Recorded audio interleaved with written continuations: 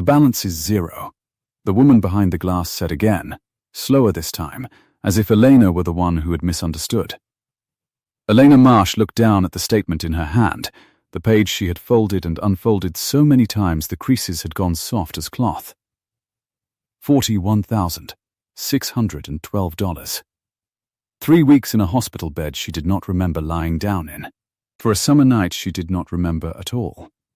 That can't be right, she said. I came here to set up a payment plan. I was going to ask for $25 a month. I have the form filled out. It was paid, Miss Marsh. Last night, at 9:14. In full. The clerk turned the monitor a few degrees, though the glare made the screen useless from Elena's side of the counter. Wire transfer. It cleared this morning. From who? It doesn't list a name. It came through an account. A holding account. The woman's acrylic nails clicked once against the desk, a small dry sound like a beetle on tile.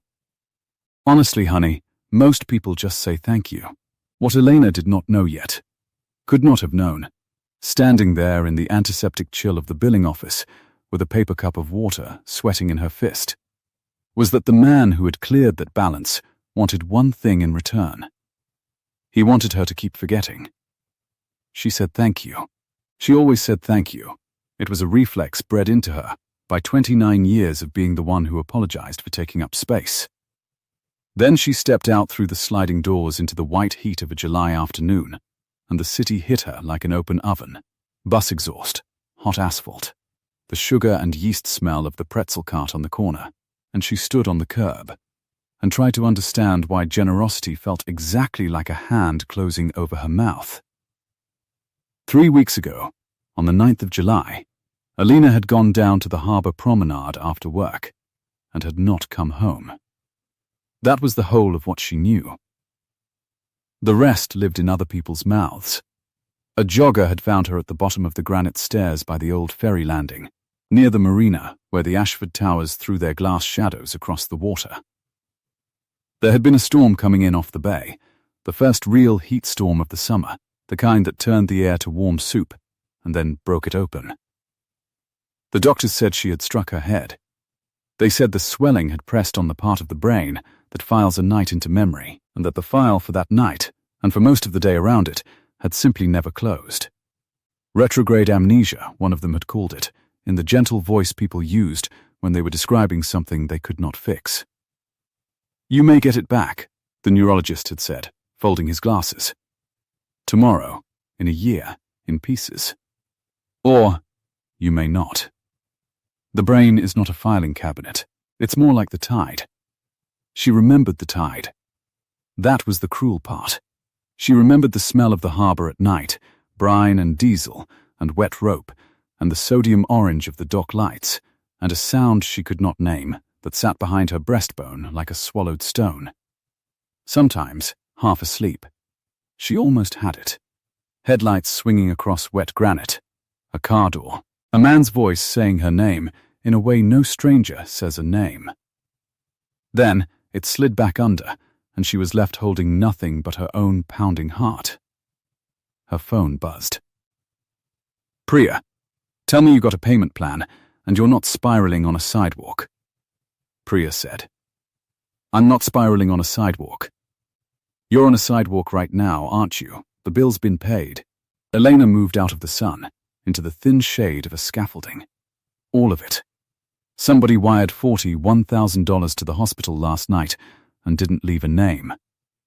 There was a pause, and in it she heard the clack of Priya's keyboard stop. Priya Nair had sat across from Elena at Bellard & Coyne for 4 years. 2 bookkeepers wedged into a converted supply closet with a window that looked at a brick wall. And in 4 years, Elena had never once heard her run out of words. Okay, Priya said finally. So either you have a fairy godmother, or you have a problem. And in my professional experience, nobody pays a stranger's 41 grand out of the goodness of their heart. People pay that kind of money to make something go away. That's a comforting thought. Thank you. I'm a bookkeeper, not a greeting card. Come to work tomorrow. Bring the statement. If there's a trail, we'll find it. It's the one thing we're actually good at." Elena hung up and looked back at the hospital's mirrored face, at her own small reflection standing in it, dark hair scraped into a knot, a cardigan she was wearing in 90-degree heat because the scar at her hairline still ached in air conditioning. A woman who had been given the most enormous gift of her life and wanted nothing so much as to give it back. Someone had paid to erase a debt she could not remember incurring. The question was whether they had also, 3 weeks ago, paid for the night itself. Across the harbour, on the 40th floor of the North Ashford Tower, Julian Ashford stood at a window that ran from the floor to a ceiling he could not touch, and watched a container ship slide out past the breakwater into the haze. "It cleared," Marcus said behind him. "This morning. The hospital's accounts show a zero balance. Nothing points here. It ran through the Meridian client account, then a second remove after that. No one connects it to you unless you tell them yourself. And you won't." "No," Julian said. "I won't." He did not turn around. On the glass, faint over the water, his own reflection stood in a charcoal suit that had cost more than the woman's medical bill, and he found he could not look at it. 40 years old. A tower with his name lit across the top of it, in letters you could read from the airport, and he had spent the last 3 weeks unable to sleep past 4 in the morning, because at 4 the harbour lights came on across the water, and he thought about a granite staircase in the rain. "She went in today to set up a payment plan," Marcus said. He had the particular flat delivery of a man who had been Julian's fixer for 11 years, and had stopped being surprised by anything in year 3. $25 a month. That was the number she was going to ask for. $41,000, and she was going to try to pay it down at $25 a month for the rest of her natural life. "Stop. I'm only telling you what she—" I said stop, Marcus. His voice did not rise. It never rose. That was the thing people found unnerving about him. That the angrier he became, the quieter he went, until a boardroom would strain to hear a man dismantle it. He pressed his thumb to the base of his ring finger, turning a ring that was not there. A habit left over from a marriage that had ended before it aged. "Does she remember anything?" "Her doctors say no. Her friends say no. She told the intake nurse she can't remember the 9th at all. For now." "For now," the 2 words hung in the cold recycled air. "Then we keep it that way," Julian said. "She never has to know I exist. She heals. The bill's gone. She gets her life back clean. That's the arrangement. That's the whole of the arrangement." He watched the ship shrink toward the horizon. She was never supposed to be on that landing. None of it was supposed to touch her. "And if the tide comes in?" Marcus asked, using the neurologist's own word, because Marcus had read the file. "If she starts remembering?" Julian was quiet for a long moment. Below him the city went about its bright, indifferent afternoon. 10,000 windows throwing back the sun, and somewhere in it a woman in a cardigan was riding a bus home to an apartment she could barely afford, carrying a gift she did not want. "Then I'll know before she does," he said. "Keep watching." The offices of Bellard and Coyne occupied the 3rd floor of a building that had been grand in 1926 and had been coasting on it ever since. Marble lobby, brass mail slots, an elevator that announced each floor with a groan like a man rising from a deep chair. Elena was at her desk by 7:40 the next morning, before the partners, before the coffee had finished its arthritic drip, with the hospital statement smoothed flat under the green banker's lamp and her laptop open to a search field. She was good at this. It was, if she was honest, the only thing she had ever been unambiguously good at. Elena could look at a column of numbers the way other people looked at a face and know instantly which one was lying. She had grown up watching her mother juggle 3 jobs and a shoebox of unpaid notices, and she had learned young that money left a trail, that every dollar came from somewhere and went somewhere and remembered the way, even when people did not. Especially when people did not. "Okay," Priya said, dragging her chair around the partition, a mug that read World's Okayest Aunt steaming in her hand. "Show me the fairy godmother. There's no name. The clerk was right. Elena tilted the screen. But watch. The payment posts from something called Meridian Strategic Holdings. Meridian's not a person. It's a client trust account, the kind a law firm runs to move money for someone who doesn't want their name on the wire. Rich people have those the way we have a checking account. Right, but here's the thing. Elena's fingertip left a small ghost of warmth on the screen as she traced it. A gift doesn't move like this. If your rich uncle pays your bill, his name's on it, because the whole point is that you know it was him. This was routed to be untraceable. Somebody paid a lawyer specifically so that I would never be able to find out who paid. She sat back. The old chair creaked. You don't spend money to hide being kind, Priya. Kindness wants credit. This is something else wearing kindness's coat. Priya blew across her coffee, and the steam bent. You have officially ruined the one nice thing that's happened to you all year. I hope you know that. I know. Elena almost smiled. Then the smile went somewhere else. The jogger who found me, the report said I was at the bottom of the ferry landing stairs. Do you know whose stairs those are? Public. It's the promenade. The land is. The lease isn't. That whole stretch of waterfront redevelopment, the marina, the 2 towers, the promenade itself, it's a private public thing. One developer holds the whole master lease. Elena turned back to the search field and typed the name of the firm that ran the Meridian Trust. It took 9 minutes and 4 filings before a document loaded, a dull PDF of a corporate registration, and there in the list of the trust's authorized signatories was a law firm, and beside the law firm, as its largest single client of record, a name in flat grey letters. Ashford Group Holdings. The office was very quiet. Down the hall the elevator groaned to life.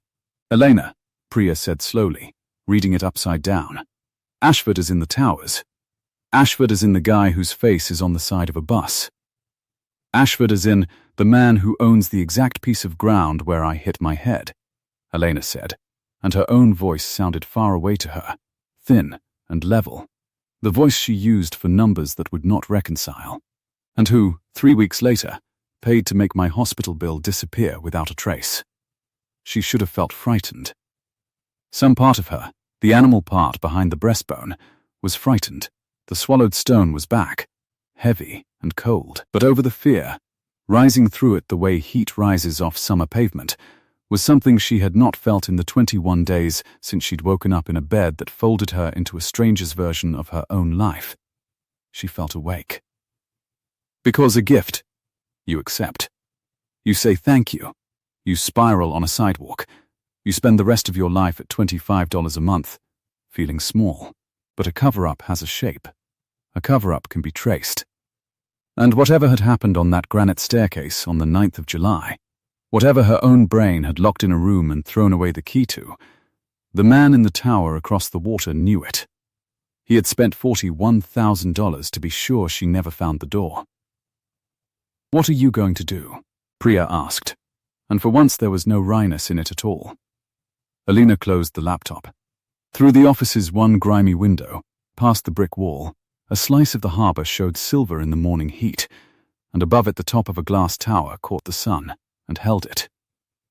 I'm going to go say thank you, she said. Getting into the Ashford Tower was, it turned out, the easy part. The lobby was public, 4 stories of white stone and a wall of water that sheeted endlessly down black granite, cool air rolling off it like breath from a cellar. Getting past the lobby was a different country. There was a security desk the size of a small boat, and a young man behind it with a headset and the pleasant, immovable smile of someone paid to make refusal feel like a favor. Do you have an appointment with Mr. Ashford, ma'am? No, but if you tell him Elena Marsh is here about a payment from the Meridian Trust, I think he'll see me. She kept her voice even. Her hands she kept in her cardigan pockets, so he would not see them. You can write it down. Meridian. The 9th of July. He'll know. The smile did not move, but something behind the young man's eyes did. A flicker. The smallest recalibration. The look of a person who has just been handed a word above his pay grade. 1 moment. She waited by the wall of falling water for 11 minutes. She counted them on the enormous silent clock behind the desk. Because counting was what she did when the stone in her chest grew too heavy to carry, she counted the sheets of water. She counted the security cameras. She counted the ways this was a mistake. Then, a woman in a slate-colored suit came out of a private elevator, heels ticking on the stone like a clock finding its second hand, and said, "Miss Marsh? Mr. Ashford can give you a few minutes. Please come with me." The elevator had no buttons she could see. It simply rose, so smoothly that only her stomach knew they were moving, and the harbor fell away beneath them, the ferries turning to toys, the promenade thinning to a grey ribbon along the water's edge. That ribbon, that exact ribbon, where 3 weeks ago her life had come apart at a seam she could not find. She looked at it the whole way up. She could not have said what she was looking for. A mark. Maybe. Some sign on the ground that a thing had happened there. The doors opened on a floor so high and so quiet that the city became a photograph, and a man was standing at the far window with his back to her, and even before he turned she knew, the way she had known which numbers were lying, that she had stood in a room with this man before. The swallowed stone rose into her throat, the set of his shoulders, the stillness of him. "Miss Marsh," Julian Ashford said, turning. His face gave her nothing, a handsome, closed face, grey at the temples, eyes the flat colour of the harbour under cloud. But his thumb moved once against the base of his ring finger, turning a ring that was not there, and she watched it and did not know why the gesture made the floor tilt. "Please, sit. I'd rather stand." "Then I'll stand too." He did not come closer. 12 feet of pale stone lay between them, and he seemed to want to keep every inch of it. "You've come about the account. I've come about a lot of things." Her heart was going so hard she was certain he could hear it across the room. "But we can start with the account. You paid my hospital bill. $41,612 through a trust routed so I'd never trace it. Except I did trace it, because tracing money is the one thing I happen to be good at, and it led straight back to your name." She made herself breathe. "So, I have a very simple question, Mr. Ashford. Rich men don't pay a stranger's medical bill in secret. Which one am I? Not a stranger, or not paid for being kind?" Something crossed his face then, quick as a fish under ice, and was gone. When he spoke, his voice had dropped, gone quieter, and she understood without being told that this was a man who got softer the closer he came to the truth, and that the softness was the most dangerous thing in the room. "You were injured on land I'm responsible for," he said. "The lighting on that landing was inadequate. It was a liability, and I chose to resolve it privately, rather than let it become a lawsuit that would have cost me far more and helped you far less. That's all it was, a business decision. You can tear up any sense of obligation you think you owe. You owe nothing." He paused. "Go home, Miss Marsh. Heal. Have a good life. It's already paid for." It was a good answer. It was clean. It was reasonable. It was the kind of answer a lawyer builds and a man memorizes, and it would have worked on anyone who had not spent 20 years learning that the neatest ledgers are the ones with something buried in them. "That night," Elena said. "The 9th. Were you there?" The question landed in the quiet like a coin dropped on stone. For just a moment, half a breath, no more, his composure showed its seam. His gaze went past her, to the window, to the grey ribbon of promenade 40 floors below, and then came back, and it had closed over again like water over a thrown stone. "You should go," he said. "You didn't answer me. Miss Marsh." He crossed the room now, and she made herself hold her ground as he came, close enough that she caught it, the scent of him, cedar and cold and something underneath it, rain on hot stone, a smell that reached down into the locked room behind her breastbone and rattled the door so hard she swayed. His eyes searched her face with an intensity that was almost grief. "How much do you remember about that night?" And there it was. She had come up here armed with a question, and he had turned it around and set it against her throat, and she saw in his face that her answer mattered to him more than anything she could have accused him of, that the whole quiet, expensive machine of his forgetting had been built to protect this one hinge. She could lie. She could say everything. She could watch what he did. "I remember the rain," she said slowly, watching him the way she watched a number that would not reconcile.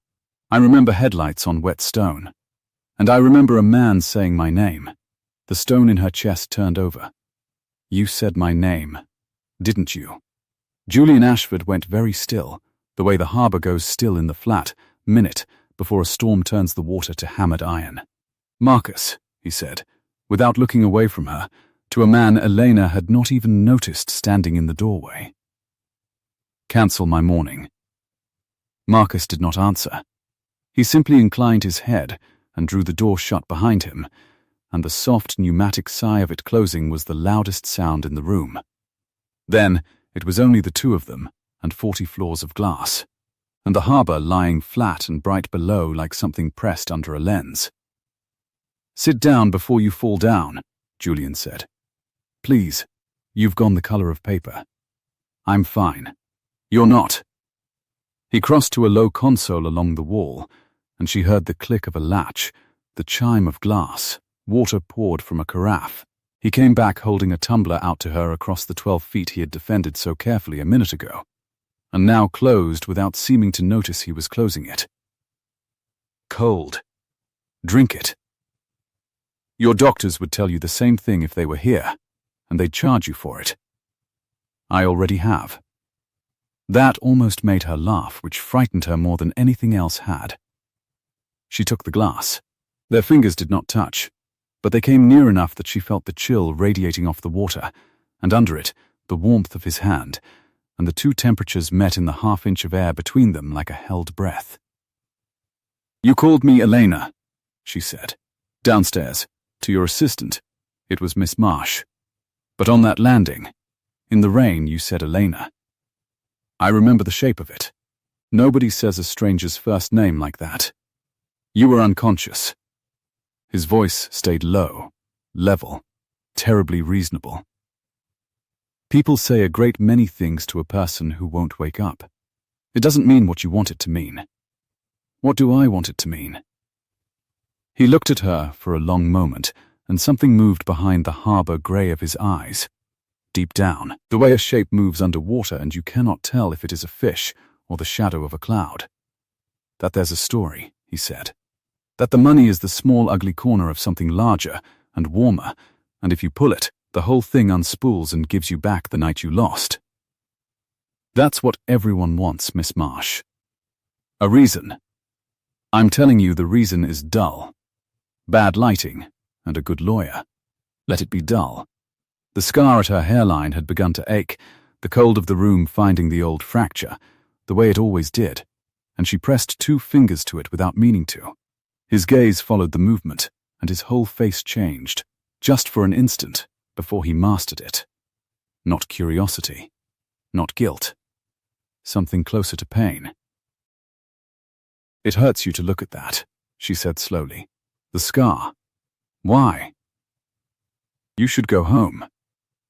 He set his own glass down untouched on the console, and the small precise click of crystal on stone was a door closing. "There's a car waiting for you in the garage. It'll take you wherever you like. Take the week. Take the month. The account can absorb it." He turned back to the window, giving her the charcoal wall of his shoulders. "I've enjoyed meeting you, Elena. I'd very much prefer we never do it again." He'd said her name again. She heard him hear himself do it, heard the small stillness that came after, and she knew she had not imagined the first time. "Thank you for the water," she said, and she left him standing at the glass, a man alone, in the most expensive quiet she had ever stood inside, and rode the silent elevator down through 40 floors of somebody else's sky, and she did not take the car. The woman was waiting for her at the bottom. Not by the wall of falling water where the assistant had collected her. Out past it, in the white blaze of the sidewalk, in a suit the pale grey of cigarette ash and shoes that had never once been rained on. She was perhaps 50, silver hair cut sharp to the jaw, and she was holding 2 iced coffees, and she held one out to Elena as though they had arranged this days ago. "Miss Marsh, you look like you could use the sugar." Her smile was warm, and her eyes were not. "Blythe the Coran. I'm General Counsel for the Ashford Group. Walk with me a moment? The heat off this stone is medieval, but there's shade by the water and I promise not to keep you long." Elena did not take the coffee. "You were waiting for me." "Frankly, I've been waiting for you for 3 weeks." Blythe let the second cup drop, unbothered, into a bin, ice and all, without breaking stride, and Elena found herself walking beside her simply from the current of the woman's certainty. "Let me save us both the pantomime.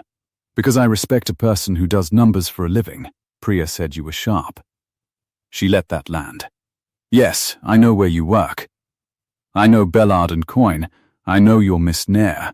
I know you were going to ask that hospital for a $25 payment plan, which, between us, broke my flinty little heart. So let's not do the part where I pretend I don't know things." The promenade opened in front of them, the grey ribbon, the granite, the sodium lamps standing cold and useless in the daylight. Elena's steps slowed without her permission. Somewhere down that stretch, past the ferry sign and the coil of wet rope she could smell even now, was a staircase her body remembered and her mind would not. "You're afraid of it," Blythe observed, following her gaze. "The water. Interesting. Most people who forget a thing stop being afraid of it. You kept the fear and lost the fact. That's the worst of both, isn't it?" "What do you want, Miss Coran?" "I want to give you something." They had reached the shade of a young plane tree, its leaves ticking faintly in the harbour wind, and Blythe stopped and drew a slim envelope from inside her jacket, creamstock, heavy, no name on the front. "This is a release. Standard, generous, clean. You acknowledge the medical costs were settled as a goodwill gesture. You waive any future claim arising from the incident of the 9th. And in exchange the Ashford Group establishes a fund for you. Not a payment plan, Miss Marsh. A future. The number on the second page has enough zeros that you'll read it twice." Elena looked at the envelope and did not lift her hand. "There's the sharp girl," Blythe said, almost fondly. "You're wondering why a firm pays a stranger's bill in secret and then, 3 weeks later, sends its most expensive lawyer to pay her a great deal more to sign a page. And the answer, I'm afraid, is boring. But it's true. We're going public. Ashford Marina Group files its offering in September. Do you know what a plaintiff is? To a company in the 90 days before an offering? She's a hairline crack in a windshield doing 70 on the freeway. Nobody wants to be the crack, Miss Marsh, least of all when the firm has been so very kind to her already." The heat came up off the stone in visible ripples. A ferry horn sounded, low and mournful, out on the bright water. "Mister, Ashford told me it was bad lighting, and a good lawyer," Elena said. Something flickered across Blythe Coran's composed face, surprise, quickly folded away. "Did he?" she said softly. "Well, he would. You didn't know he'd seen me." "I know everything Julian does. I've known him since he was a boy, learning the difference between a signature and a promise." She recovered the smile, but it had a new edge under it now, and Elena, who read ledgers for a living, saw the correction post in real time, a number that hadn't reconciled. "Take the envelope, dear. Sign it in a week. Sign it in a month. The fund's the same either way, and the alternative isn't a fund. The alternative is that a woman with a head injury and a $25 a month problem tries to litigate against a firm with a floor full of people who do only this. Don't be the windshield." She pressed the envelope into Elena's hand, and this time Elena's fingers closed on it, because the alternative was to let it fall. The stock was cool and smooth and smelled faintly of the cedar drawer it had been kept in, and under that, absurdly, of the man in the tower, the same cedar, and she understood these two had shared a great many rooms. "Enjoy the summer, Miss Marsh." Blythe was already turning, already gone in her mind, ash grey against the glittering water. "It's a beautiful one. Be well enough to remember only the good parts of it." Elena stood alone under the ticking plane tree, the envelope warming in her hand, and looked down the promenade at the staircase she could not see and could not stop seeing, and thought, he says lighting, and she says lawsuit, and neither of them will say the 9th of July out loud, and both of them are afraid of the same door. The office was blessedly loud after all that quiet money. The elevator groaned her up to the 3rd floor.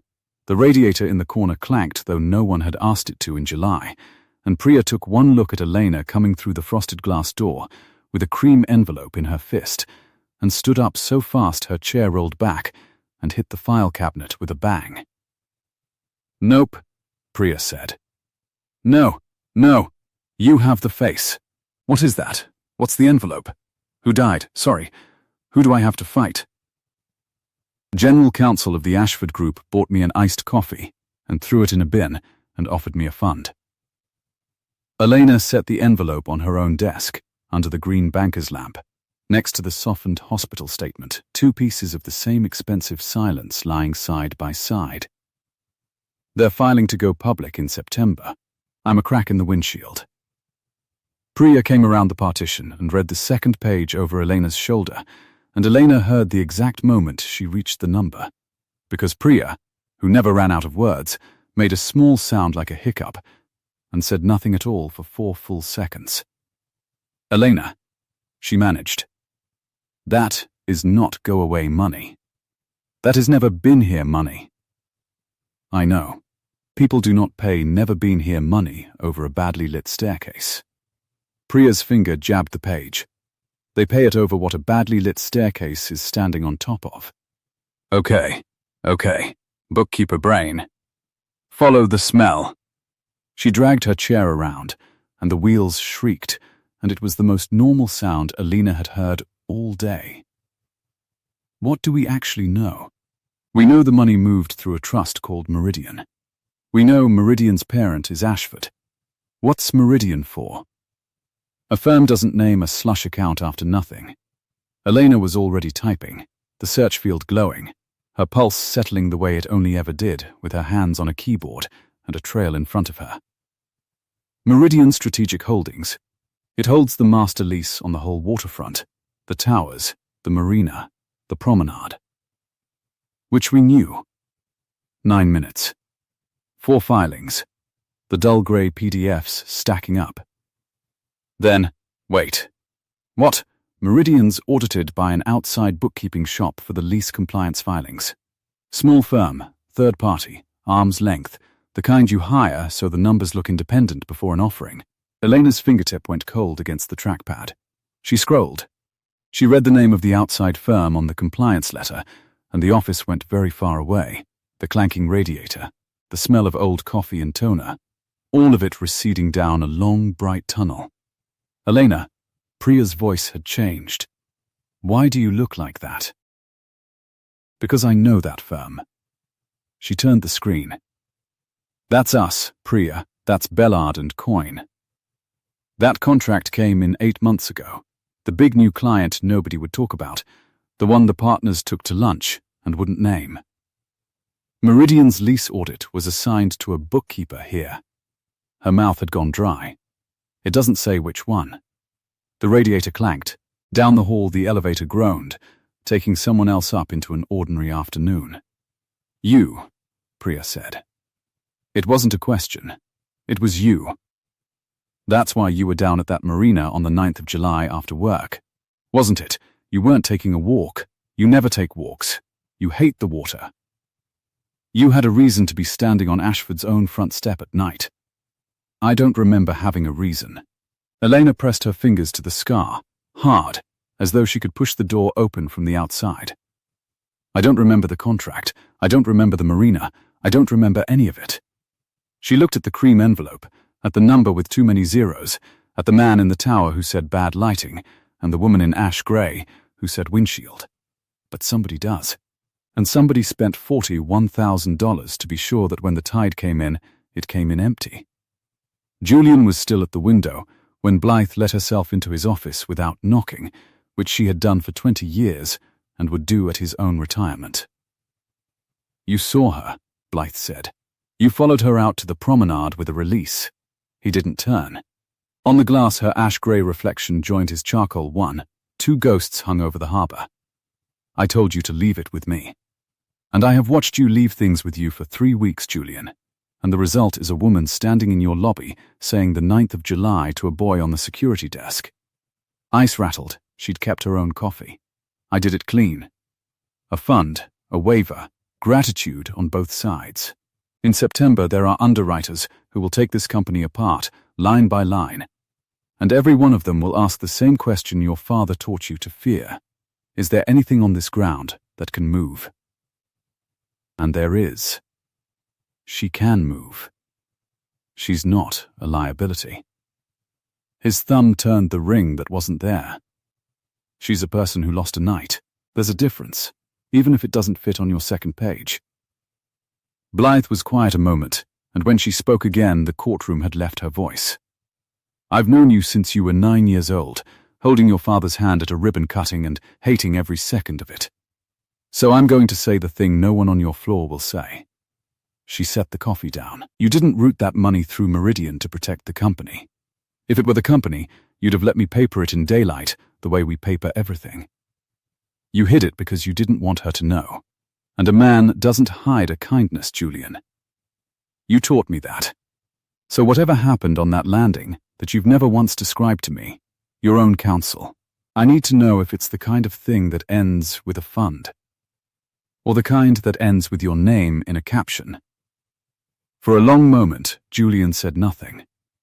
Below, the ferries crossed and recrossed the bright water, stitching the 2 shores together and pulling the thread out again. "I had the Meridian compliance audit pulled out of Bellard and Coyne this morning," he said at last, "the moment she said the 9th of July to your boy on the desk. Quietly, it's already gone off their server." Blythe's iced coffee stopped halfway to her mouth. "You know which bookkeeper had it," she said slowly. "You've known the whole time. That's the piece you've been sitting on."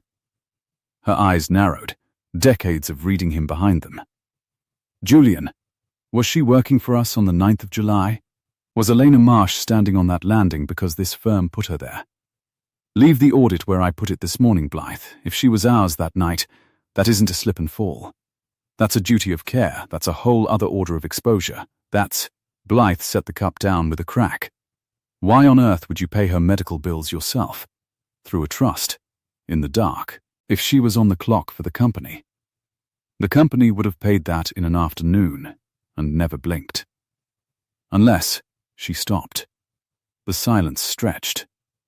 "Unless the reason she was down there had nothing to do with the lease at all." Julian turned from the window then, and his face was the flat grey of the harbour before weather, and Blythe, who had watched him take apart men twice his size in rooms without raising his voice, took an involuntary half-step back. "That's enough," he said, very softly. "You'll leave the audit where it is, you'll withdraw the release, and you'll leave Miss Marsh alone. All of it. I'll handle her, you'll handle her." Blythe almost laughed. "Listen to yourself. You've never handled anything in your life you didn't first." She caught the word before it left her, folded it away, and something in her own face shifted, softened a degree against her will. "Oh," she said, quietly. "Oh, you fool of a man. It's already too late for handling, isn't it?" He didn't answer. He looked back out at the water, and after a moment Blythe gathered her coffee and her cream folder and went to the door, and there she paused with her hand on the frame. "The offering doesn't care how you feel, Julian," she said, not unkindly. "In 90 days, a great many strangers are going to start pulling on that ground to see what's loose. If she's what's loose, I can't protect you from that. I can only protect you from her." She let it sit. "You're asking me to do the opposite. I hope you know what she is, to be worth it." Then she was gone, and the door sighed shut, and Julian stood alone with a night he had described to no one and a name he had said twice when he should not have said it once. Elena did not go home. She rode the groaning elevator down and stood on the sidewalk in the long amber light of a July evening, the heat finally breaking into something gold and bearable, the pretzel cart gone, the pavement giving back the day's warmth through the thin soles of her shoes.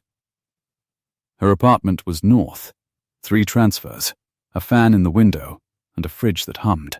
The harbour was south, 10 minutes' walk, and the whole way down her body argued with her, the swallowed stone turning over, her breath shortening. The old animal certainty that she should not, must not, go and stand at the top of those stairs. She went anyway, because a woman who is a crack in a windshield ought at least to know what the windshield is standing over. The promenade at dusk was nearly empty. Joggers, a man with a folding fishing stool, gulls arguing over something on the granite. The sodium lamps buzzed and warmed from cold grey to their sick orange, one after another down the waterfront, and with each one that lit the stone in her chest grew heavier until she reached the ferry landing sign and the top of the stairs and could not make her foot find the first step. Wet granite. Headlights swinging, a man's voice saying her name, not a stranger's mouth. No, she was sure now. She had been sure since the tower. A voice that knew her, that said Elena the way you say a word you have said many times, in the dark, gladly, and under the sodium light and the diesel and the wet rope smell, a thread of something else, cedar and cold and rain on hot stone, close enough to lean into. You shouldn't be here, she spun. Julian Ashford stood 3 feet behind her on the promenade, his tie gone, his collar open, the gold light catching the grey at his temples, and he was not looking at her at all. He was looking at the stairs behind her with an expression she had no name for, a man staring at a thing he had walked to the edge of the earth to avoid. I followed you, he said, from the lobby. I told myself it was to make sure you took the car. His jaw worked. That's a lie. I don't know why I told it. I seem to only be able to lie to you about small things. Then tell me a true thing. Her heart was slamming. You were here. On the 9th. You said my name, because you knew it already. I wasn't a stranger on your land, was I? I was here for a reason, and you were here, and something happened on these stairs that you have spent $41,000 to keep me from finding. The wind came off the bay, warm and salt, and lifted the loose hair at her scar, and he watched it move and his hand rose an inch as if to smooth it back, and stopped. If I tell you, Julian said, and his voice had gone so quiet the gulls nearly took it, you'll spend the rest of your life on these stairs. Some doors, Elena. You're better off not finding. I'm not protecting the company. I stopped caring about the company somewhere around the 2nd week of not being able to sleep. He took 1 step closer, and the cedar and rain of him reached her, and the locked room behind her breastbone shuddered on its hinges. I'm protecting you. I know you have no reason on earth to believe that. I know how it looks. It looks like a man who's afraid of what I'll remember. Yes, the word came out of him low and cracked, the first entirely true thing he had said. It does look exactly like that, and for one suspended moment, with the lamps buzzing and the water going violet and the whole city exhaling its heat into the dark, they stood at the top of the stairs she had come apart on, close enough to touch, neither one of them touching, and Elena felt the door in her chest give a half-inch, a slice of sodium orange, a car door, his hand reaching for her wrist in the rain, another set of headlights coming fast behind them, a second voice, not his shouting.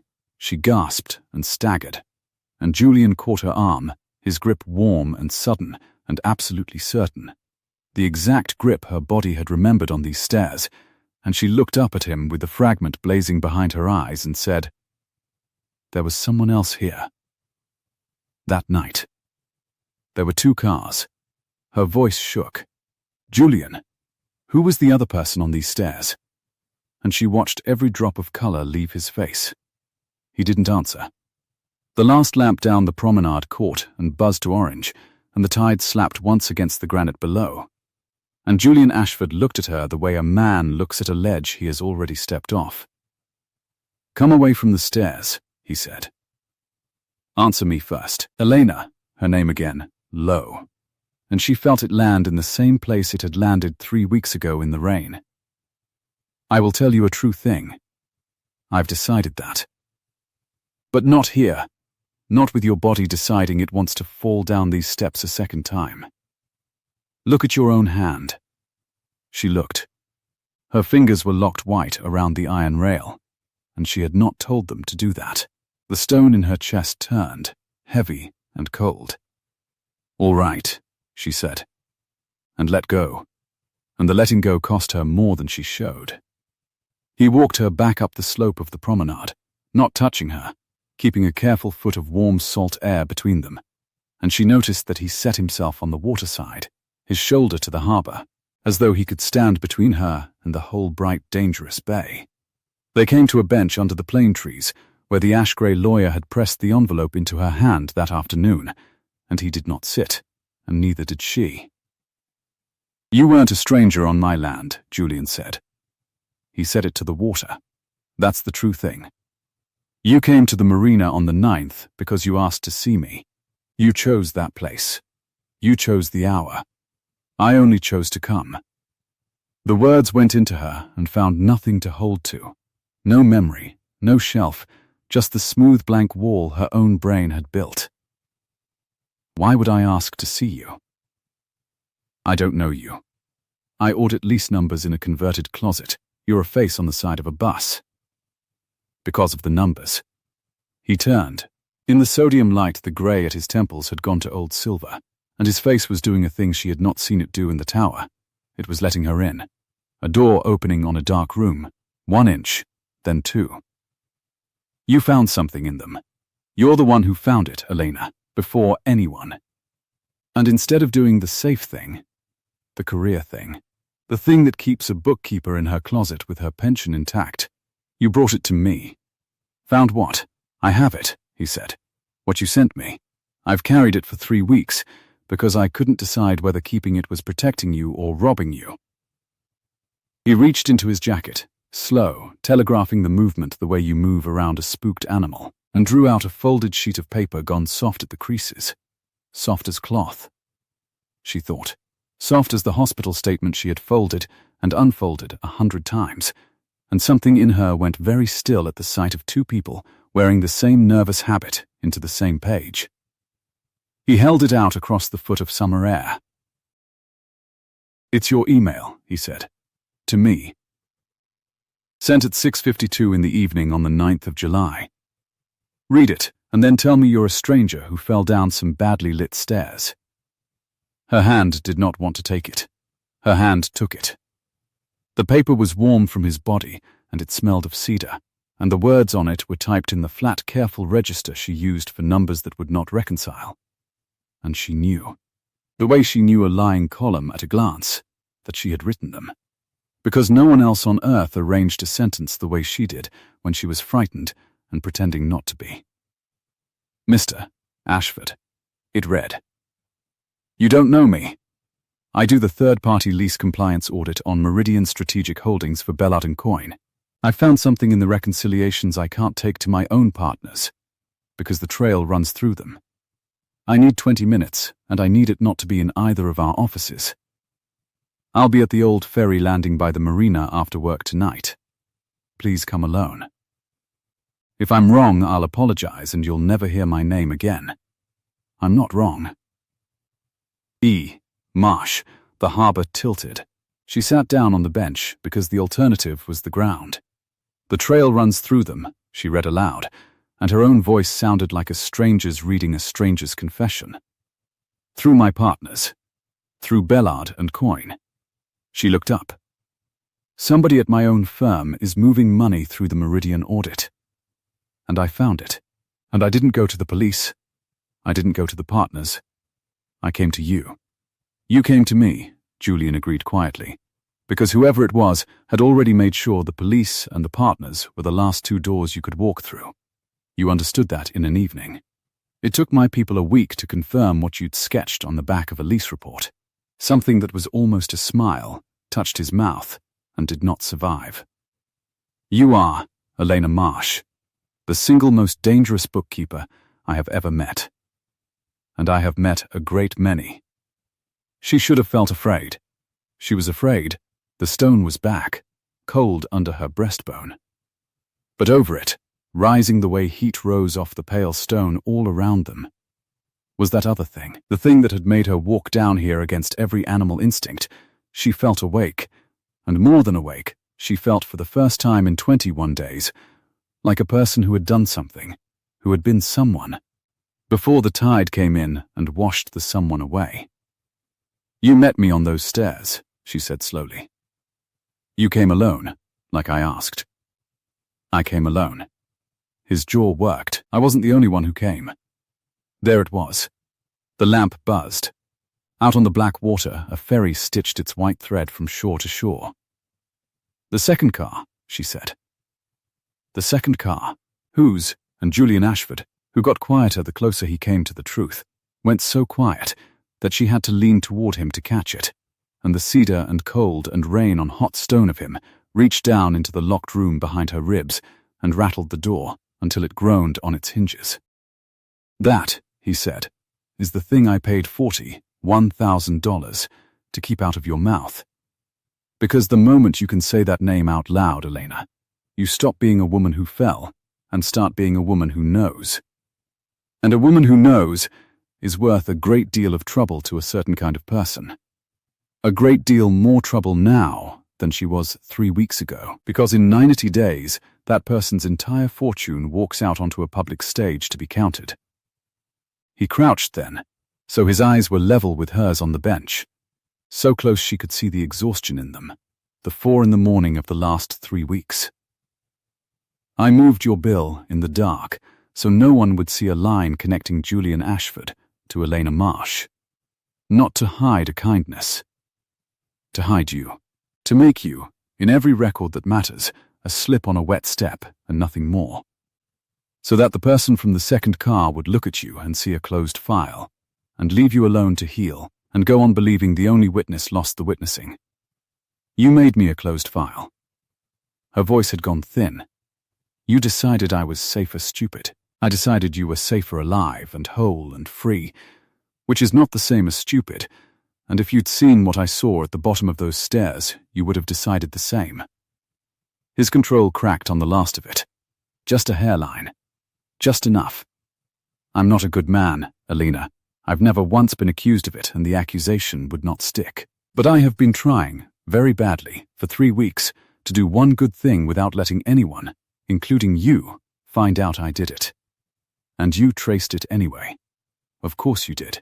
It's the one thing you're good at. The wind came off the bay, warm and salt-heavy, and lifted the loose hair at her scar, and this time his hand rose the whole way and tucked it back, 2 fingers grazing the ridge of old fracture at her hairline, and the touch went through her like the first low note of a song she had heard before and could not name. She should have pulled away. She leaned, a half-inch, into his hand, and hated herself for the leaning, and did it anyway. Tell me the name, she whispered. No, Julian. No. He stood, and the foot of air came back between them, and it felt like a door pulled shut. Ask me for anything else. Ask me for the fund with more zeros than Blythe put in front of you.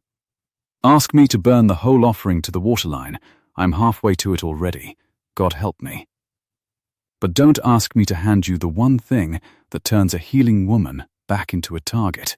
I've spent 3 weeks and a small fortune making you invisible. I won't be the man who lights you up again. She stood too, because she would not have this conversation from below. You don't get to decide that for me, she said. You don't get to spend money in the dark and make me a closed file and tuck my hair back like we're something, and then tell me the truth is too heavy for me to hold. I hold heavy things for a living, Mr. Ashford. It's what a woman with a shoebox of unpaid notices grows up into. I have been carrying weight since I was 9 years old. Her breath shook. I would rather know and be in danger than be safe and be nobody. Do you understand that? I would rather remember the worst night of my life than keep waking up in a stranger's version of it. For a long moment he only looked at her, and something moved behind the harbor grey of his eyes, deep down, and she could not tell if it was surrender or grief or the simple exhaustion of a man who has been alone at a high window for 3 weeks. I know you would, he said at last, very softly. That's exactly what frightens me. That's exactly what you said on these stairs 3 weeks ago. In the rain, right before, he stopped himself. The word hung, unspoken, over the dark water. Right before what? She said. His phone buzzed against his chest, and he did not reach for it, and it buzzed again. Insistent, and he closed his eyes as if it were a hand on his shoulder, pulling him back up out of deep water. Right before you should let me take you home, he said instead, and the door in his face shut, and the man from the tower came back into it, cool and closed and unreachable. There's a car. Please, I'm asking you as. He almost said a word, and swallowed it, the way she had watched Blythe Coran swallow one that afternoon. Please, Elena. She looked at him, and at the folded email warm in her hand, and at the black stairs she could not see, and could not stop seeing, and she made a decision that she knew even as she made it was the moment the ground began to move under both of them.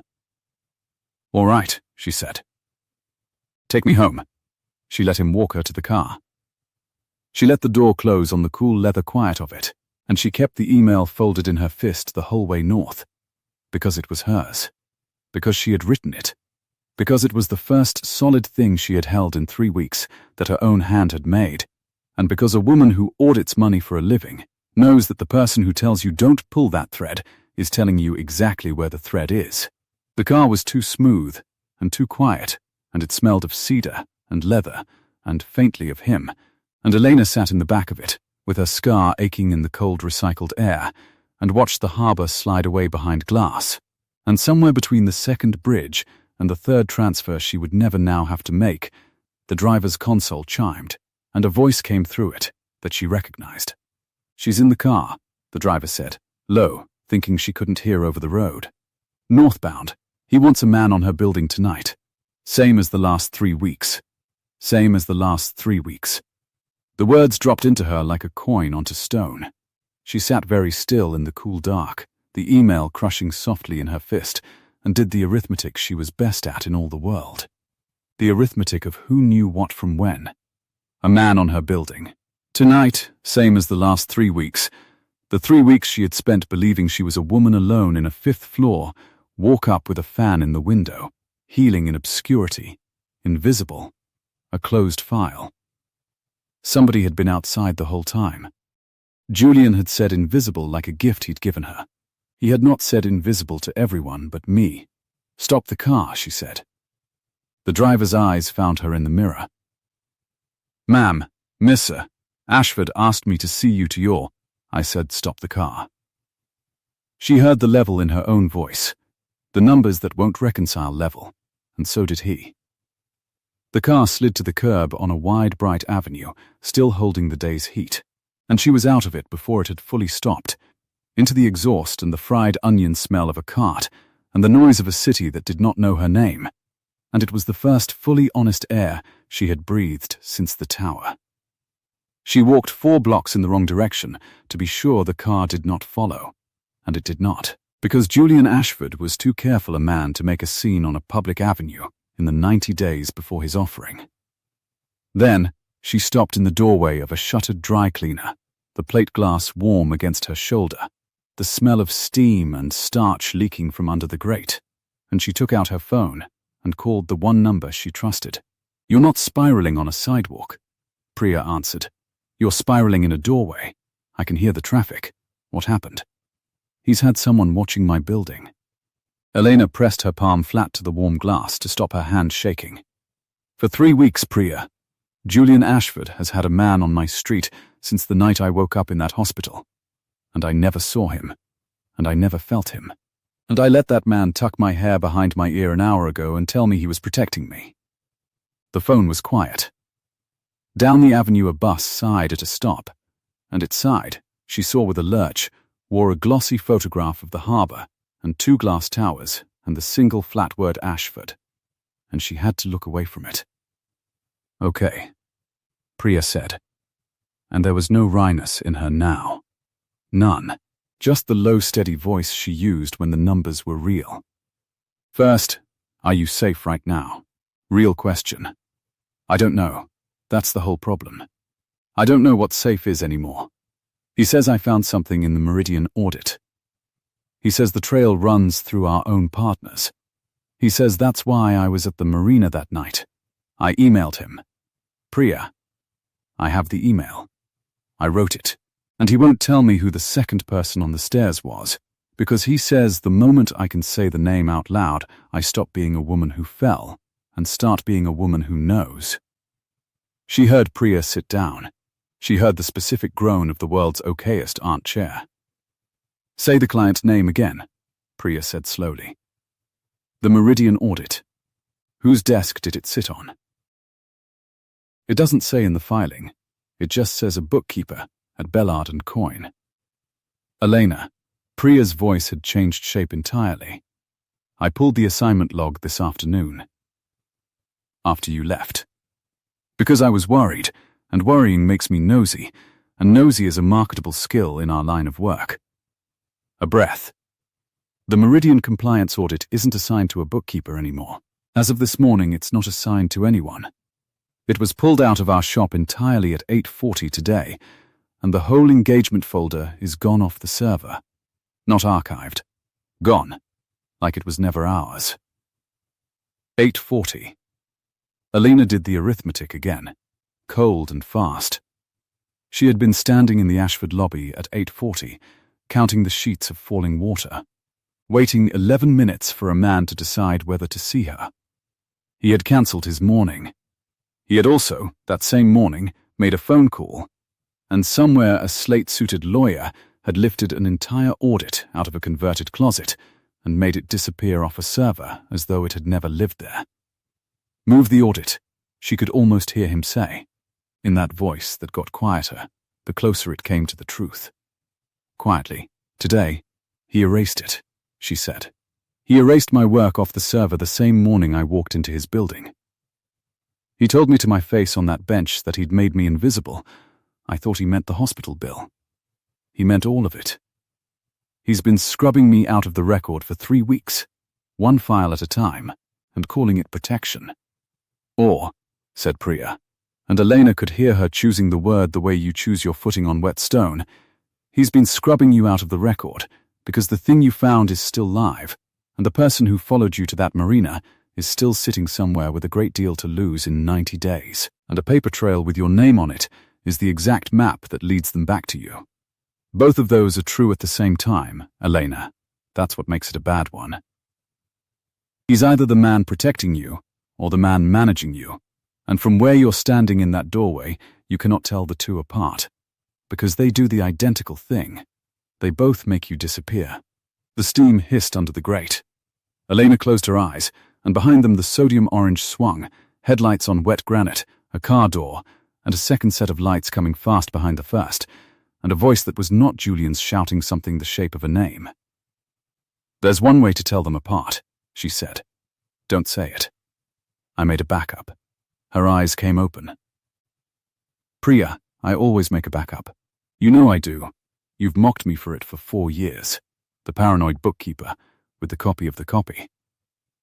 If I found something in the Meridian numbers 3 weeks ago, if I sat in that closet and traced a trail through our own partners, I did not carry it around in my head, and I did not leave it on a server that a man in a tower could wipe with a phone call.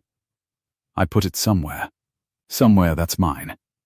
She was already walking, fast, north toward the 5th floor walk-up, with the fan in the window and, apparently, a man on the street she had never once seen. The night's gone. The memory's gone.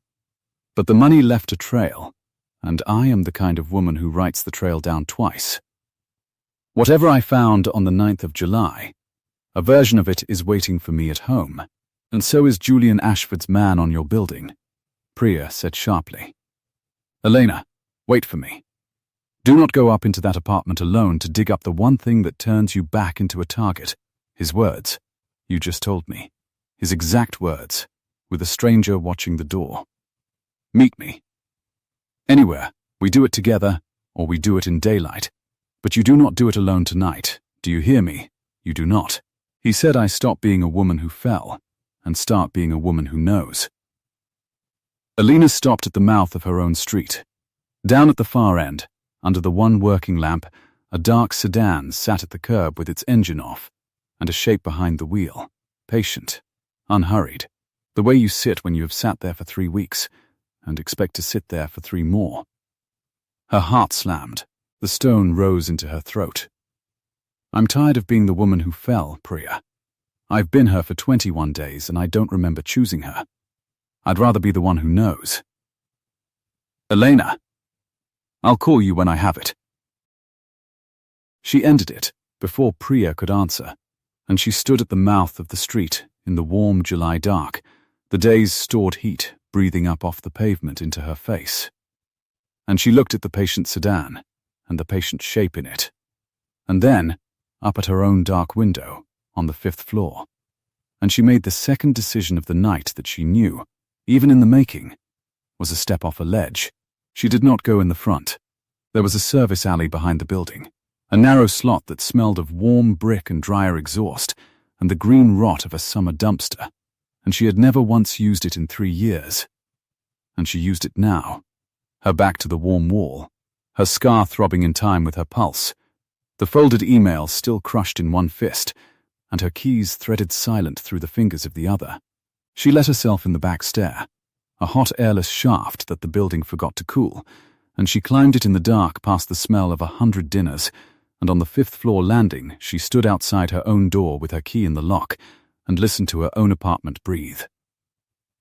The fan. She could hear the fan turning in the window, the small familiar tick of the blade guard she'd been meaning to fix for a year. Nothing else. She let herself in.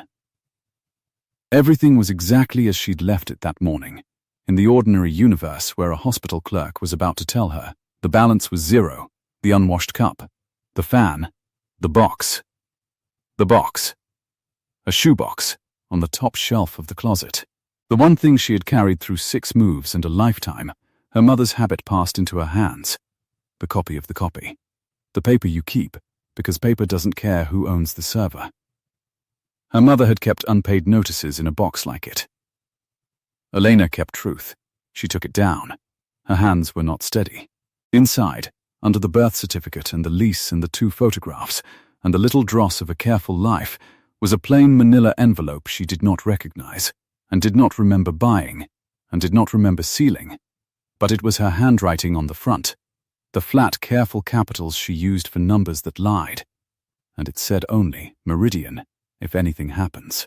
She sat down on the floor of her own apartment with the fan ticking and the summer night pressing warm at the window, and a stranger's sedan idling at the curb 5 floors down, and she broke the seal her own 3 weeks ago hands had made. The first page was a reconciliation. Her work, she knew it the way she knew her own face. The neat columns, the little pencil ticks. Money moving out of the Meridian Master Lease Trust in the 90 days before an offering, dressed as compliance costs, routed through a chain of accounts, and at the end of the chain receiving a name. And the room swung. The sodium orange came up. The headlights swung across wet granite. The second car. The second voice shouting through the rain. And this time the door in her chest did not give a half inch. This time it came off its hinges entirely, and the night of the 9th of July poured through it all at once, and Elena Marsh, sitting on the floor of her apartment with the page shaking in her hand, finally saw the face that had been standing at the top of those stairs beside Julian's, and heard, at last, the name the second voice had screamed into the rain. It was not the name on the page. The name on the page was Raymond Bellard. Her own senior partner, the man who had shaken her hand at her first-year review, who kept peppermints in a cut-glass dish and a photograph of a sailboat on his wall, who had taken the mysterious new client to lunch 8 months ago and come back flushed and would not say the name. Raymond Bellard, receiving, at the bottom of a chain of accounts she had built column by column with her own pencil ticks, a sum that grew every 90 days, dressed as compliance costs, drawn quietly out of the Meridian Trust before the whole company walked out onto a public stage where the numbers would finally be counted by strangers. That was the face at the top of the stairs. And then, sitting on the floor of her own apartment, with the fan ticking its broken tick and the page trembling in her hand, Elena Marsh remembered the rest of it, all at once, the door coming off its hinges and the whole flooded night pouring through. She had stood at the top of the ferry landing stairs at 9:10 on the 9th of July, and the storm had been coming in low over the bay, the air gone to warm soup, and Julian Ashford had walked toward her out of the sodium light alone, exactly as she'd asked. "You're Marsh," he'd said. "Not a question. You do the Meridian audit. I do." Her voice had shaken then too, but she'd made herself hold his eyes. "Thank you for coming. And for coming by yourself." She'd had the reconciliation folded inside her jacket, warm against her ribs, the copy she'd printed at a library, so it would touch no machine that belonged to her firm. "I'm going to show you something, and you're going to want it not to be true, and I need you to look at it anyway." He'd taken the page. She could still feel, 3 weeks later on her own floor, the exact way the wind had snapped the corner of it, and the first fat drops had come down warm as bathwater and blistered the ink. "This is Meridian money," he'd said slowly, reading. "This is my ground. It's your ground being sold off in the dark before you take it public. Whoever's doing it is betting that once the offering price is in, the theft is buried under a number too big for anyone to audit backward." She'd pointed, rain running down her wrist. "That account. At the end. I traced it 4 ways to be sure, because the man it belongs to signs my paychecks." He had gone very still, in the way she would come to know. The stillness of a man getting quieter the closer he came to the thing that could ruin him. "You brought this to me instead of the police. The police would take a year, and in a year the offering's done, and the money's clean, and I'm the disgruntled bookkeeper who cooked her own clients' books." She'd swallowed. "You're the only person in this whole city who loses more than I do, if it's true. That makes you the only person I can trust with it. I know how that sounds." "It sounds," Julian had said, "like the most reckless thing anyone has ever done on my behalf."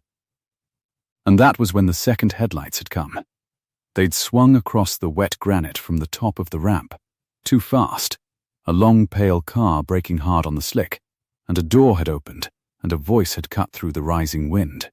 A woman's voice, sharp with a fear that had nothing measured left in it, screaming one word across the water. Julian, not Bellard. Not the name on the page. His name. His name torn open in a voice Elena had heard again only that afternoon, cool and dry under a plane tree, pressing an envelope into her hand. Elena, on the stairs, had turned toward the shout and the light, one foot going back to the top step that was running now with warm rain, and the granite had let go of her, and there had been the swing of the sky, and Julian's hand closing on air where her wrist had been, and then nothing at all for 3 weeks. She saw, at last, the face that had stood beside his at the top of those stairs. Silver hair cut sharp to the jaw, eyes that were warm and were not. "Blythe," Elena said aloud, to the empty apartment, to the ticking fan. It was Blythe. The knock came at her door before the name had finished leaving her mouth. She went to it with the page still in her fist, her heart slamming against the swallowed stone, and put her eye to the little brass circle, and it was not Blythe Coran, and it was not a stranger from the sedan. It was Julian, coat gone, shirt dark at the shoulders with sweat or with the harbour damp, and his hand raised to knock again, and his face wearing the 4 in the morning she had seen at the edge of his eyes on the bench. She opened the door on the chain. "How did you find where I live?" "I've known where you live for 3 weeks." He said it plainly, without dressing it. "My man radioed that you got out of the car on 9th Avenue and walked north into your own neighborhood the wrong way round, which is what a person does when she's stopped believing the car is on her side. I came the moment he said it. Elena, please, take the chain off, not for me. Because there is a car at the end of your street that isn't mine. The stone rose. You told me your man watches my building. He does. From the corner by the laundromat, in a grey hatchback, and he's been there since the second night, and I will apologize for every hour of it for the rest of my life. His voice dropped, went quiet, went true. The sedan under the working lamp is new. It came an hour after you walked into my lobby and said the 9th of July to a boy on my security desk. Somebody's awake now who has been asleep for 3 weeks. Take off the chain. She took off the chain. She would ask herself later why, and the honest answer was that she had heard him say her name, and her body had already decided. He stepped in and shut the door and threw the bolt, and the small apartment shrank around the size of him, and he looked once at the shoebox open on the floor, and the manila envelope, and the page in her hand, and every muscle in his face went slack for one unguarded second. You kept a copy, he breathed. Of course you kept a copy. I told Blythe there was no copy. I have spent 3 weeks swearing to her there was no copy. You knew. Elena's voice came out level and terrible, the numbers won't reconcile voice. You knew it was Blythe the whole time.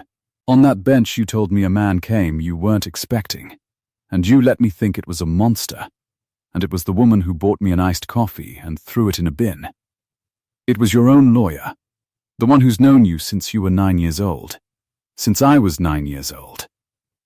He said it like something torn loose. She taught me the difference between a signature and a promise, Elena. She sat outside my father's hospital room and did my homework with me on her knee so the reporters would see a normal family. And 2 years ago, she started moving my own ground out from under me through a man at your firm, a little more each quarter. And she structured it so perfectly that the only thing in the entire world that could ever touch her was a reconciliation printed at a public library by a bookkeeper who wasn't supposed to look. He pressed his thumb to the base of his ring finger, turning the ring that was not there, and for once the gesture did not steady him. And then that bookkeeper looked. So you buried the bookkeeper. Elena set the page on the table between them, flat, the way she'd learned to lay a lying ledger where both parties could see it. You paid my bill in the dark. You told me it was lighting. And a lawyer. You had Blythe come and offer me never-been-here money to sign a page and vanish. The two of you, the man protecting me and the woman managing me, you did the exact same thing to me. You both made me disappear. Something cracked in his composure then, a hairline running the whole length of it.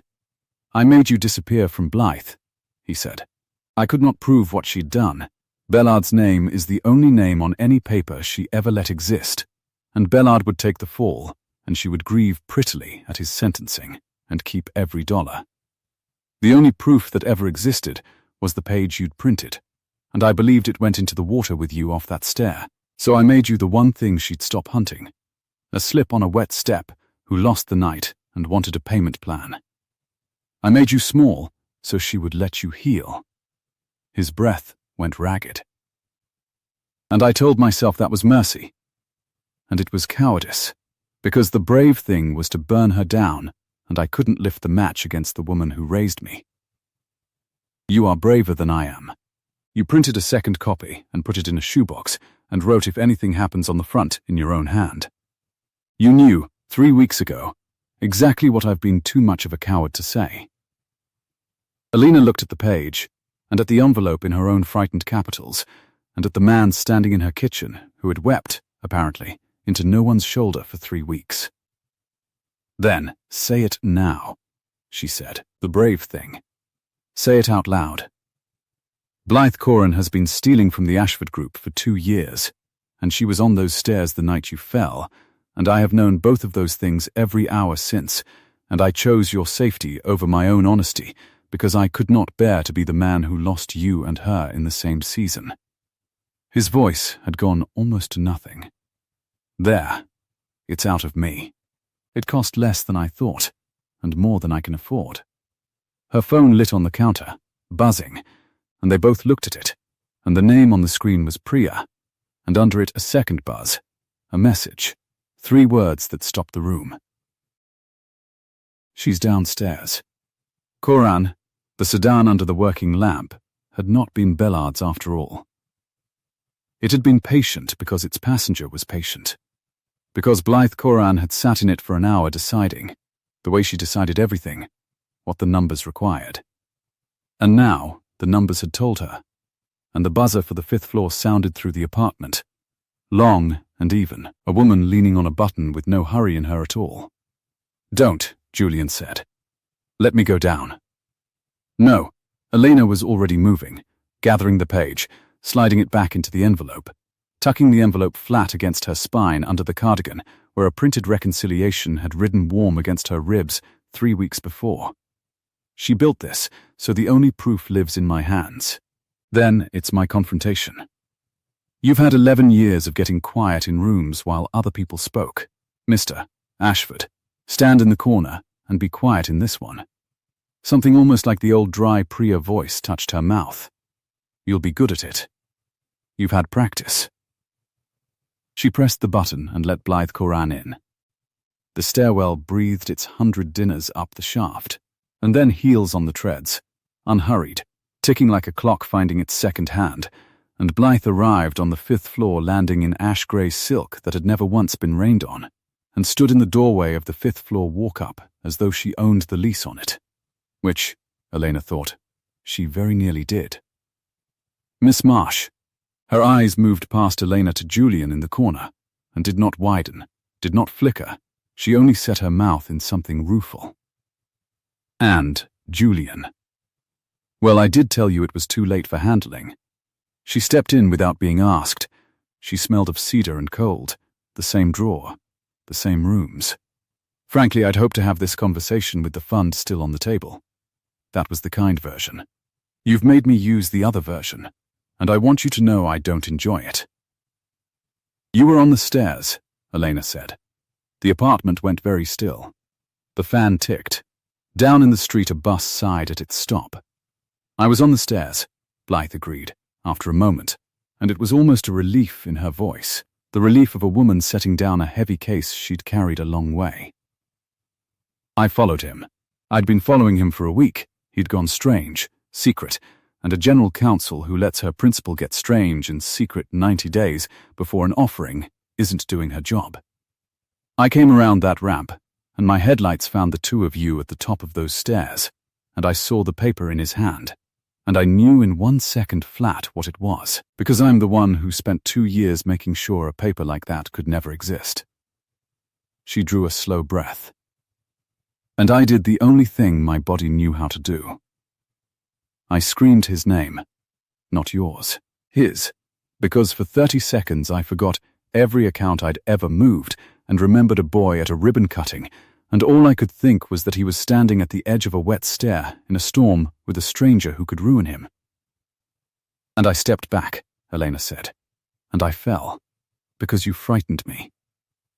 You fell because it was raining, and the granite was old, and I came around that ramp too fast. Blythe's chin lifted a fraction. I've told myself that every night for 3 weeks, and every night it's a little less true, and I'm tired, Miss Marsh, of the arithmetic of it. Yes, I frightened you. You went over. And I sat in my car in the dark, and watched Julian carry you up those steps in the rain, and I made a choice. The same choice he made, if we're being honest with each other, which apparently we are. I decided you were a problem to be closed rather than a person to be helped. I've made worse choices. I'll answer for those too, I expect, before this is finished. Blythe. Julian came off the wall then, 1 step, and his voice was the quiet that made boardrooms strain. Stop confessing like it's a negotiation. You're not building leverage. There's nothing left to trade. There's always something left to trade, sweetheart. That's the first thing I taught you. But she said it without heat, and she turned back to Elena, and for the first time the warmth in her eyes and the cold behind it seemed to be the same temperature. Here is the trade, and it's the last one I'll offer, so hear all of it. You have a page. I have 2 years of structure that turns that page into a decade of litigation, where you are the witness with a head injury and no memory, and I am the woman who did my client's homework on my knee. I will lose. I know I'll lose, I've read your reconciliation, dear. I've had it read to me over the phone by a man at your firm who is not sleeping either. But I will make the losing cost you your 30s. Or, Elena said. Or I do the thing I have not done in 40 years of practice, which is put down the case before the last card's played. Blythe reached into the ash-grey jacket, slow, telegraphing it, and drew out not one envelope but a slim leather folder, and she looked at it a moment as though saying goodbye to something. In here is a signed statement. Every account. Every quarter. Bellard's roll, and mine above his, and the dates, and the fact that I was at the marina on the 9th of July and told no one. It resigns me from the Ashford Group and surrenders my interest in the offering, all of it, to a trust in Julian's name. It is, Miss Marsh, a full confession with my signature on the bottom, notarized this afternoon while you were riding an elevator down 40 floors, because I am old enough to know which way water runs, and I did not want to be caught deciding at the last. She set the folder on the table, on top of the manila envelope, on top of the softened page, and slid it the last inch with 2 fingers until it lay in front of Elena, within reach. You made a copy in a shoebox, Blythe said quietly. I made a copy in case I ever grew a conscience I couldn't afford. It seems we're both women who write things down twice. Her hand withdrew. Pick it up. Read the first line. I find people don't believe me until they've read a line in my own hand. Elena picked it up. Her fingers were not steady, and the leather was warm from the woman's body, and she opened it and read the first line, which was a date, the 9th of July, and under it a single sentence in a slanting, expensive hand. I, Blythe Ann Coran, being of sound mind and long-spent conscience, wish to set down what I did before someone kinder than I am has to drag it out of me. The room was silent, except for the fan. Why? Julian said, and his voice broke on the one word. The man who never let his voice rise, cracking on a word that barely made a sound. Blythe, why now? Why any of it? But why give it up now? Blythe Coran looked at him, and the courtroom left her entirely, and what stood in her place was only an aging woman in a stranger's kitchen who had run out of arithmetic. Because I sat in that car under the lamp for an hour tonight, she said. And I meant to come up here and frighten this woman into signing, the way I frightened 100 people into signing. And I looked up at her dark window, and I thought about her going down to that harbour after work, when she hates the water. Because she found a wrong number and couldn't leave it alone, and brought it to the one man it would cost the most, because she thought that made him trustworthy. She shook her head, slowly, and I understood that I have spent 2 years being the kind of person she would have caught, and she has spent 3 weeks being the kind of person I stopped being somewhere I can't even remember, and I found I would rather lose everything to her than win one more thing as myself. She turned back to Elena. That's the true answer, and it's the only thing I've said all night that isn't leverage. You may keep both copies. God knows you earned them the hard way. Elena set the folder down. Her hands had stopped shaking. The stone in her chest had, for the first time in 21 days, gone quiet. Not gone, but quiet. The way the harbour goes quiet after the weather has finally broken and passed over.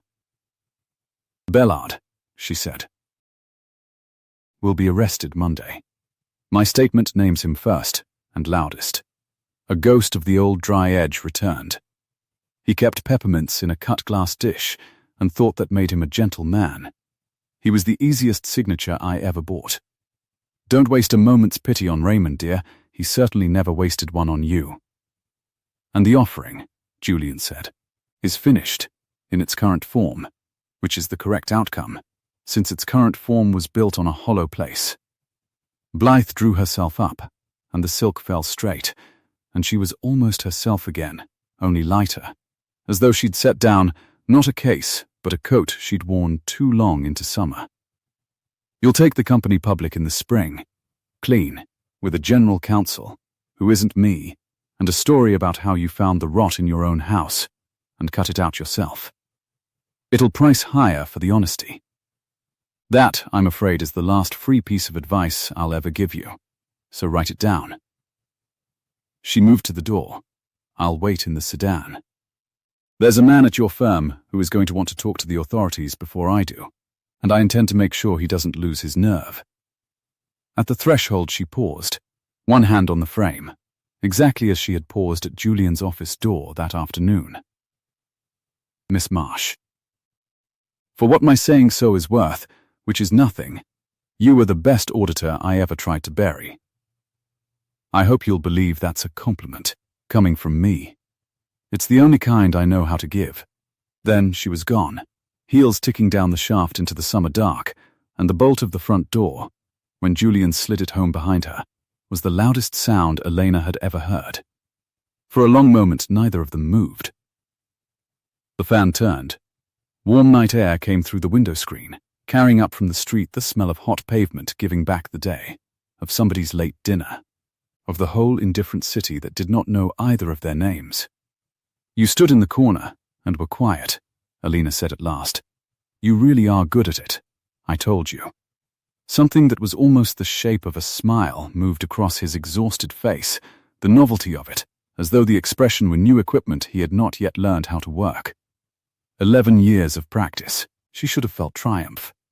She had the confession warm in one hand and the reconciliation warm against her spine. And the woman who had made her small was riding down to answer for it. And Bellard's cut-glass dish of peppermints was going to be photographed by strangers, and by every measure Elena Marsh had won. What she felt instead, standing in her own kitchen with the fan ticking its broken tick, was the enormous nearness of the man across the table, and the 4 in the morning still living at the edges of his eyes, and the fact that he had not moved toward her, not once, all night, keeping his careful foot of warm air the way he'd kept 12 feet of pale stone. You could have let her bury me, she said. 3 weeks ago. It would have been so easy. A slip on a wet step. You'd have your offering and your lawyer and your quiet. Why didn't you? Julian was quiet, and she watched him come, the way she'd learnt to watch him, softer and softer the nearer he got to the truth. You want the reason to be dull, she said, when he didn't answer. You told me that in the tower. Bad lighting and a good lawyer. Give me the dull reason, Julian. There isn't one anymore. I've run out of dull reasons. He came around the table then, the careful foot of air closing at last, and he lifted his hand and tucked the loose hair back from the ridge of old fracture at her hairline. 2 fingers, the way he had on the bench, and this time she did not hate the leaning. She leaned and let herself. You emailed a man on the side of a bus a thing that could ruin him, he said, low. Because you decided honesty was worth more than your own safety, and no one had done that near me in 20 years without wanting something, and I have not slept a whole night since, and it is not because of the offering, and it was never because of the offering. His thumb moved once against her hairline, the exact grip her body had remembered on the stairs, warm and certain. I paid your bill in the dark to keep you from remembering that night, and every night I lay awake praying you'd remember it anyway, because the only part of that night I couldn't bear to lose was the 30 seconds before the second car came, when a stranger looked at me across a page in the rain like I was a man worth being reckless for. I wanted you to forget for your sake. I wanted you to remember for mine. I've been at war with myself for 3 weeks over which one loved you better. There it was, the one word, out at last, and she felt it land in the same place his voice had landed on the stairs 3 weeks ago, in the rain. Gladly, that's twice now you've said my name like that, she whispered. Downstairs to your assistant it was Miss Marsh. But when it matters, it's Elena, every time, the way you say a word you've said many times in the dark. I've said it more times than you'll ever know.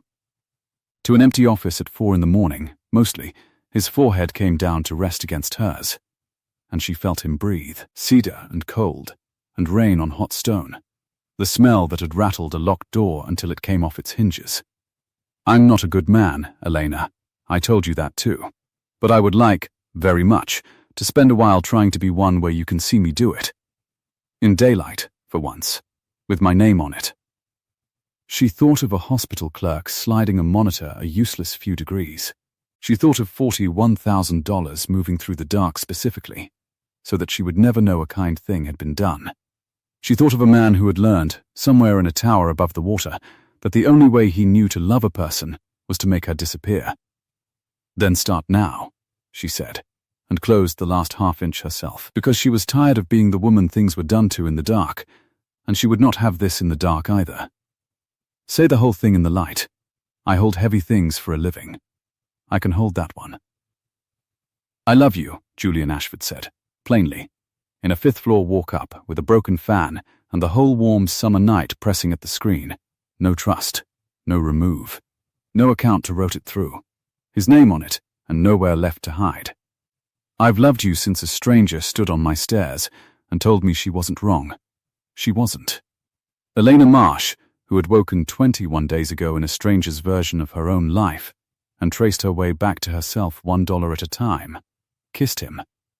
And this time she remembered every second of it, and she intended to keep it. The summer that followed was the kind the city forgets to complain about. Bellard was arrested on the Monday, in his office, in front of the cut-glass dish, and the story ran small in the business pages and enormous through the third floor of Bellard & Coyne, where Priya Nair, who had never once run out of words, walked into the converted supply closet with 2 iced coffees and set one down on Elena's desk without throwing the other in a bin. "So let me make sure I have the ledger straight," Priya said, dropping into the world's okayest aunt chair, which shrieked its familiar shriek. "You went to say thank you. And you came back with a confession, a felony arrest, the collapse of a public offering, and a billionaire." She sipped. "I asked you to bring the statement to work. I want that noted.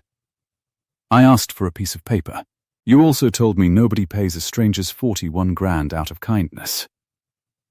Elena smoothed the day's real work under the green banker's lamp. Honest numbers. A small non-profit's honest numbers, the kind she'd chosen on purpose. "You said they pay it to make something go away." "I did say that. I hate that I was right. It's exhausting, being this correct." Priya's dry mouth twitched. "The firm's renaming, you know." Coyne bought Bellard out of the masthead by lunch. There's a partnership track opening in forensic work, the actual finding the rot kind, not the closet kind. And a certain someone recommended you for it. In writing, which I have framed, because I never thought I'd see the day a name on the side of a bus knew our fax number. He does not use a fax. He absolutely used a fax. It was glorious. I heard it come through, and I wept. They put the Marina master lease out to a real independent audit that autumn, and Elena did not take it, because she was by then standing on the other side of the glass. The offering priced in the spring, clean, higher for the honesty exactly as a woman in ash grey had promised from a doorway, and in the prospectus there was a plain paragraph about rot found in the founder's own house and cut out by his own hand, and no name in it at all, which was its own kind of mercy, and Blythe Corin read it, people said, from the small apartment she'd moved to after the trust took everything, and made no comment, which was the loudest thing she'd ever not said. She sent Elena one note, months on, in the slanting expensive hand, and it said only, "He's learning to do things in the daylight. I never managed it in 50 years. Don't let him backslide. B. C." Elena kept it in the shoebox, under the birth certificate and the lease, where she kept the truth. The scar at her hairline stopped aching in air conditioning sometime in August, and the night of the 9th of July came back to her not all at once anymore, but in ordinary pieces, at ordinary hours, the way the neurologist had said it might, the tide coming in, and this time coming in full, and this time she was not afraid of the water. They went down to the harbour promenade at dusk on a Friday, when the heat had finally broken into gold, the pretzel carts still working the corner, the sodium lamps warming one by one from cold grey toward orange, and they stood at the top of the granite stairs by the old ferry landing, and Elena did not count them, and her hand did not lock white on the rail. "You set yourself on the waterside," she said. "You always do. Shoulder to the bay. Old habit." Julian's thumb found the base of his ring finger and, finding it occupied now, went still. I told myself for years it was so I could watch the ships. It was so I could stand between whoever I was with and the whole bright, dangerous everything. He looked out at the ferries, stitching their white thread from shore to shore, and pulling it out again. I'm told that's not the most romantic thing a man's ever said on these stairs. It's the second most. She leaned into his shoulder, and below them the tide slapped once against the granite. Brine and diesel, and wet rope. The smell that had once sat behind her breastbone, like a swallowed stone, and now just smelled like the place she'd found herself. The most was a fax to a woman in a supply closet. His laugh came out of him surprised, the way it always did. The man who had not known how in July, and a jogger glanced over at the sound of it. At the two of them at the top of the stairs where a thing had come apart and been, at great and secret expense, put honestly back together. The balance is 0, Elena said, watching the water go violet. That's what the clerk told me. 3 times. Like I'd misunderstood. You hadn't. He turned her gently from the stairs, back up the slope toward the plane trees, and the lit city, and the long gold evening the season had spent all summer promising. You never once misunderstood. You were the only one in the whole story keeping honest books. If you've stayed with Elena all the way from a billing office to the top of those stairs, then you already know the thing this channel believes down to its bones, that the quiet ones, the underestimated ones, the ones who keep honest books when no one is watching, are the strongest people in any room, and they deserve the whole world put right in the daylight. If you believe that too, subscribe to Platinum Diaries and stay with us, because there's another one waiting, and someone's balance is about to come due. We'll see you there.